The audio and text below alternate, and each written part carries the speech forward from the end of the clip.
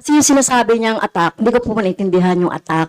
Nagtatawanan daw tayo during kung ano man yung sinasabi, on 11 days, I think hindi ako yon. But, no, for the sake of the budget lang, at tinitignan naman, nakita naman natin, na walang line item sa 2022 budget. Kaya dapat lang na ma-explain. At kaya nga yun, nagkaroon na tayo ng audit, at With all due respect and with humility, for us to be clarified on those budget that was used for the confidential fund. I did not say tumatawa. Gusto niyo ulitin? Gusto niyo ipabasa ulit sa secretary kung ano sinabi ko? I did not say tumatawa kayo.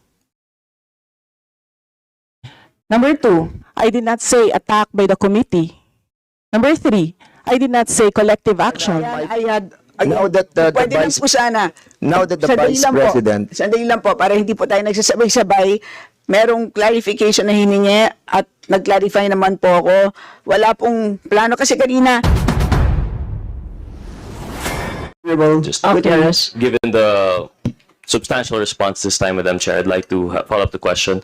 But isn't it the case for this batch of confidential funds? This was issued through the GAA, and therefore it went very precisely, may NEP po yan as part of the President's budget. You made your case before the DBM for 500 million. So the expectation is there was a program to be followed for disbursement for 500 million. Isn't it, Madam Chair, when we indicate in our GAA certain allocations, the expectation is that it would be utilized to its fullest extent? Would this mean now, Madam Chair, that the confidential fund, even for any supposed program submitted to the DBM, is actually discretionary on the part of the public official? Madam Chair. Madam Vice President. Madam Chair, Let's just finish, Madam Vice President. Yes, Madam Chair, yung paggamit namin, kanina in-explain ko na, hindi na namin ginamit. Kasi nakita na namin sa timeline may sagutan ng 11, 19 days, and then meron nang lumabas na AOM ng COA within days, and then meron na namang lumabas na another AOM. So nakikita na namin yung pattern noong attack. That's why we decided in the Office of the Vice President na wag na dagdagan pa yung bala ng attack.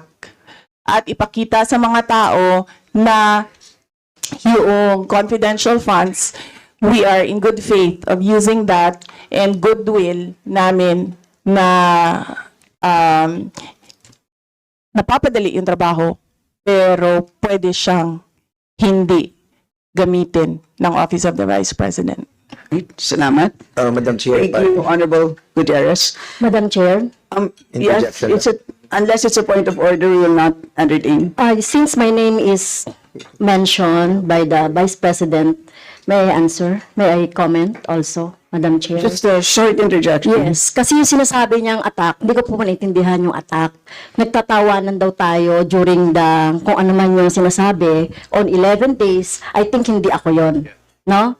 I-review niya yung naging proceedings noong 2023 na budget. Second, Madam Chair, hindi ko maintindihan itong attack na to kasi legitimate yung ni-raise natin about confidential funds ng 2022 na nakita naman talaga natin on records na wala talagang item na confidential funds sa 2022. Kaya ni-raise natin yon, Madam Chair, at wala akong planong i-attack. Para saan? Ito, ginagawa lang natin, di ba? Dahil ito, trabaho naman natin, mandated tayo na busisiin ang mga budget related sa iba't ibang mga agency. So, hindi ito, wala itong intention, but for the sake of the budget lang, at nakita naman natin, na walang line item sa 2022 budget. Kaya dapat lang na ma-explain. At kaya nga yun, nagkaroon na tayo ng audit, at yung galing na sa COA, at naintindihan na natin kung paano yan, ginamit. So, I beg to disagree na sa umpisa pa lang ay may plano na ako na mag-attack kanino sa Office of the Vice President. And in fact, nag-request pa nga siya ng budget for confidential fund in 2024. Na kung di natin na-discover yung 2022 na confidential funds, well, magtutuloy-tuloy pa rin yung ganyan, Madam Chair. So, Yes, Madam Chair. So, I'd like to disagree na meron akong intention na mag-attack sa kanya or sa Office of the Thank you. Vice President. Point of clarification, Madam Chair.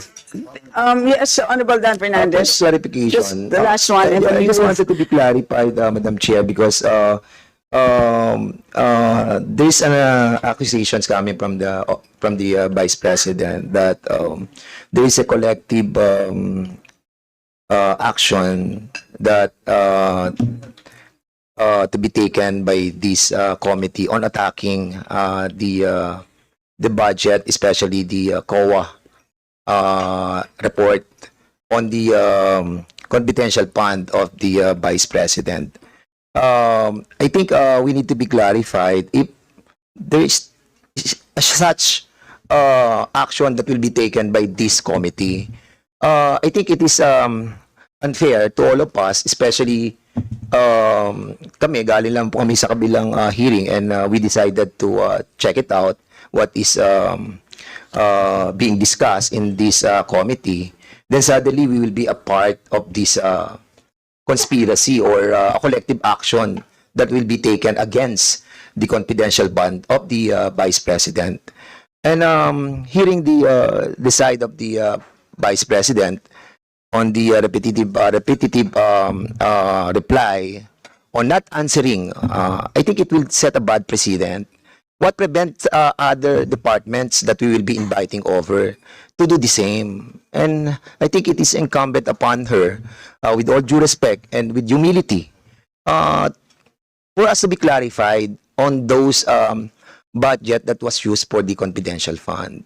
And I think being a part of the accusations that we are part of the collective action to malign her on the confidential fund is something that is out of order. I know, Madam Chair, that kung titignan naman po natin yung budget niya for 2025 na 2 billion and comparing to 2024 budget na 1.8, myself, I will move to approve this budget. Because ang liit lang naman po ng increase niya.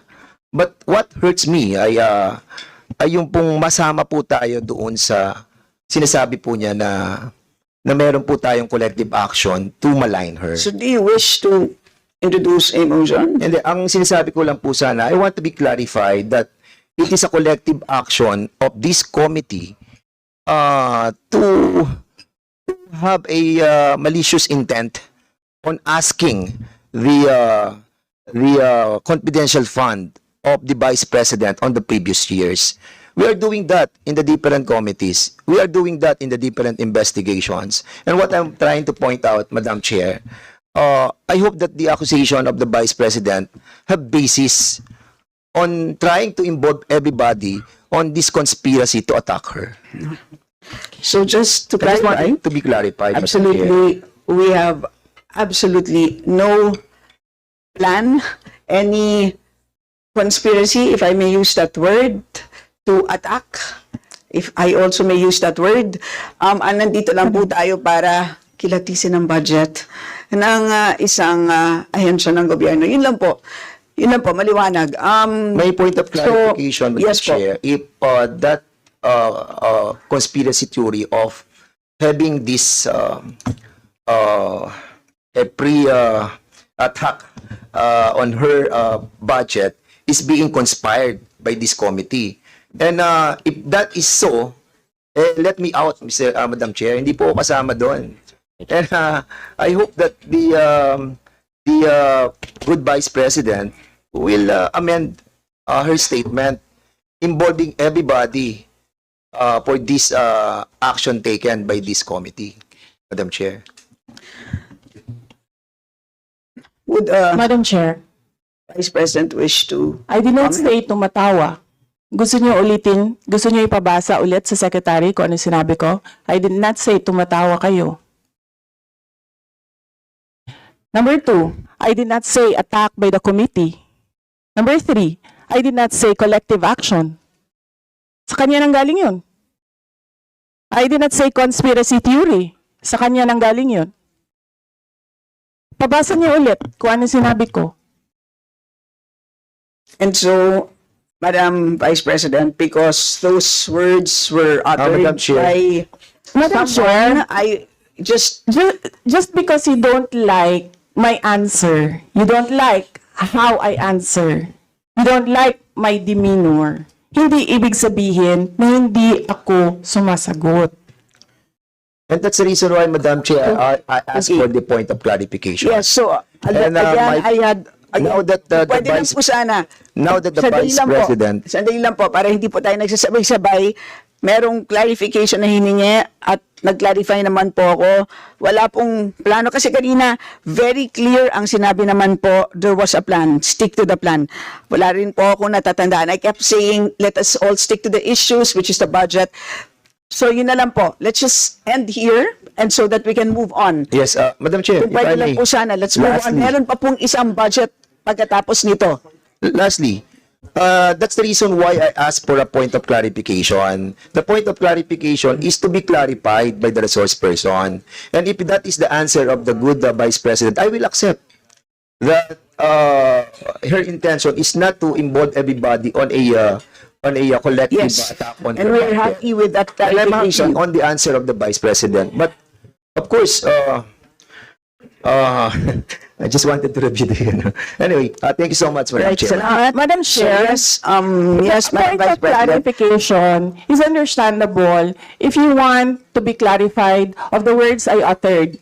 I didn't say collective action. I didn't say Yes, it conspiracy has theory. been made clear, I didn't Madam say Vice President. I'm being attacked by the committee. Di ba nanggaling sa akin yun? So anong ika-clarify ko doon? Yes, ma'am, noted po. It had been Yung loud and clear script po. kasi nagkakabuhol-buhol na yung script. Let's now proceed. Chair. Let's now proceed. Madam Chair, just an inquiry from this representation. May I ask if this is a budget hearing on the budget of the OVP or is this a committee investigation already? This is a budget briefing by the Office of the Vice President. And with that clarification, let us move on to the next member. Our Honorable Madam Vice Chair. Madam Chair, I request a restroom break 1 minute. Thank you. Briefing suspended. The budget briefing is hereby resumed. Next to interpret is the Honorable Alan T. Good afternoon, Madam Vice President, and to everyone. Before I proceed with my question, Madam Chair, let me make a manifestation. In the National Expenditures Program for Fiscal Year 2025, Volume 1, page 34 and 35, on obligations by object of expenditures, there's a column for GAA 2023, 2024, and 2025. That is on the operating expenditures. Likewise, in page 36, on the performance indication, there's a column 2023 GAA targets. In the briefing materials provided by the Office of the Vice President for fiscal year 2025, page 4 presented the comparative budget allocation and utilization for fiscal year 2019 and 2025. And also in the presentation, slide presentation of the Vice President in the physical accomplishment, that is GAA 2023.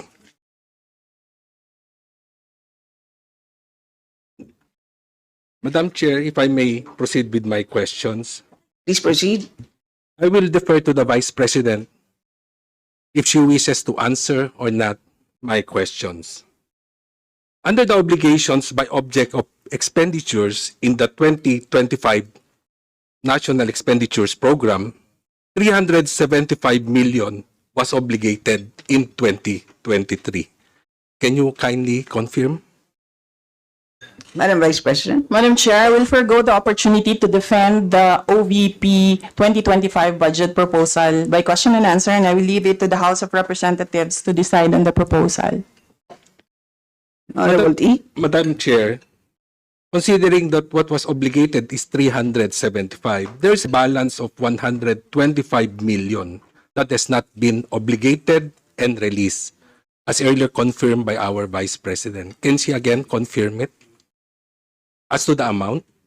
Madam Chair, I will forgo the opportunity to defend the OVP budget proposal of fiscal year 2025 by question and answer, and I will leave it to the House of Representatives to decide on the proposal. Madam Chair, may I ask the Vice President, what are the programs, activities, and projects that will be affected by the non-utilization or non-use of the 125 million of confidential fund? Madam Chair, I will forgo the opportunity to defend the OVP 2025 budget proposal by question and answer. I will leave it to the House of Representatives to decide on the proposal.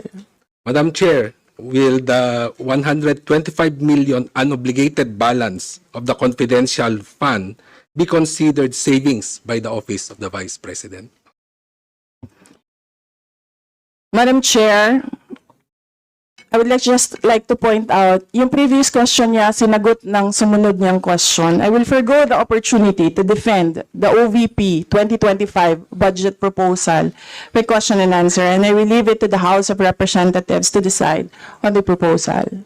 It's about savings, Madam Chair, if she will have it as a savings, considering that the budget has a validity period of 2 years, which will end in December 2024. So that is my question, if it will be considered as a savings by the Office of the Vice President.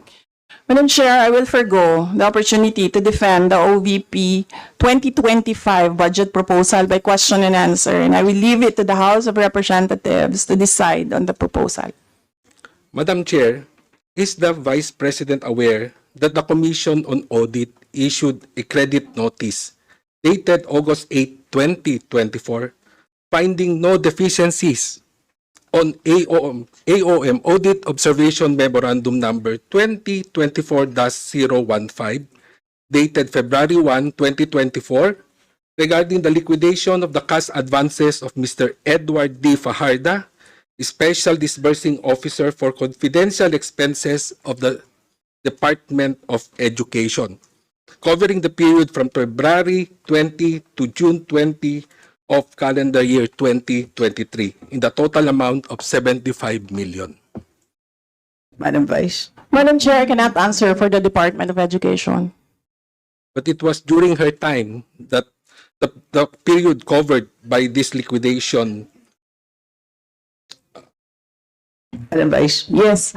Madam Chair, I am no longer a part of the Department of Education. Therefore, I am not authorized to speak anything about the Department of Education. The question, ngayon lang binigay na hindi na ako secretary. It may have had happened during my term as secretary, pero yung question ngayon siya. Wala na ako authority. No, that's why I'm asking if she's aware, because the credit notice was dated August 8, 2024.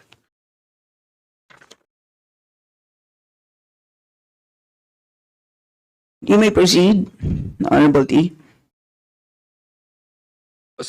On the 2025 proposed budget, how much is the amount of funds allocated for financial assistance and subsidy for 2025 OBP maintenance and operating expenses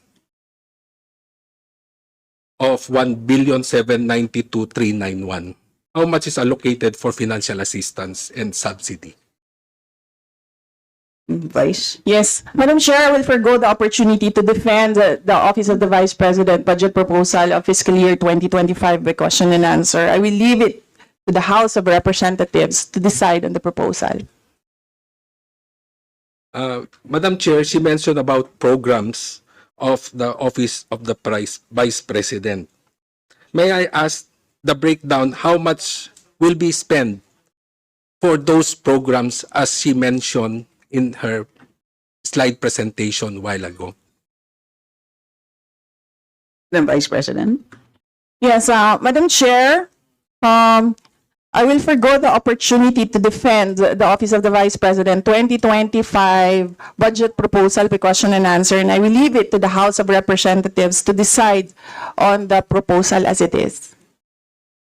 So, Madam Chair, she also mentioned about duplications such as medical assistance and burial assistance undertaken by the Office of the Vice President, as well as of that of the Department of Health, Department of Social Welfare and Development.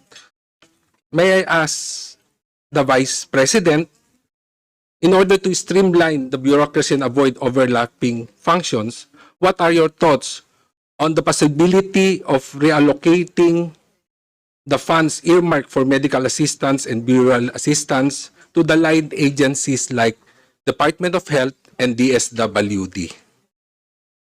Madam Chair, I will forgo the opportunity to defend the Office of the Vice President 2025 budget proposal by question and answer. I will leave it to the House of Representatives to decide on the proposal as presented. Thank you, Madam Vice President. That's all my question, Madam Chair.